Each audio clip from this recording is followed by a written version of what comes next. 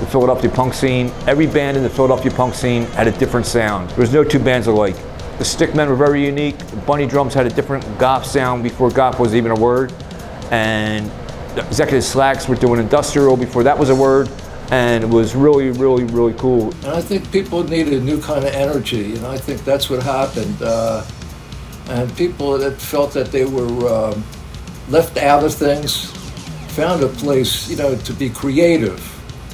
And like I said before, you didn't have to be a great musician, so it made people be more creative with the arts. Yeah, we didn't know anything about anything, so none of us were on the same song at the same time. Yeah, it was chaos. Yeah, but it added to the event. At the end of it, we would give our instruments to the audience and leave, and let them be the band that couldn't play.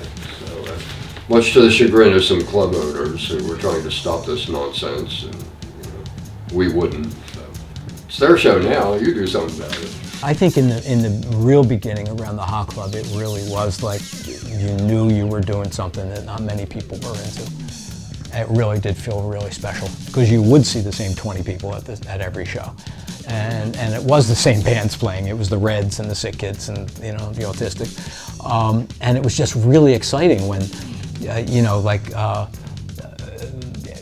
Gang of Four would come to Philly and you'd get to see him in such a small place. So with Lee and David at the head and the other 10 or so of us as the swingers, we put together a show which took place at the Elk Center at 16th and Fitzwater, which at the time was quite an exciting urban location. And it was a very significant event. This is a flyer from that show. 3rd Street, Plastic Fantastic, Sound of Market, Sound of Chestnut, would tell you about the new imports, or have you heard this, have you heard that?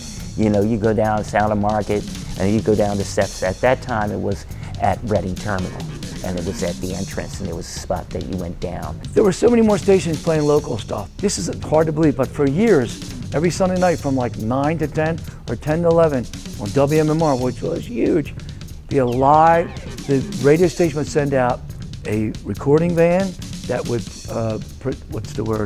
transmit a live performance from Khyber Pass or that place or some underground club or Dobbs. The early scene, when we were at the Hot Club and Omnis and East Side, there were no divisions, there were no political divisions, there were no divisions about what taste you had, and there were certainly no gender divisions. And it didn't matter who or what you were. It was as long as you liked good music, as long as that made you cool.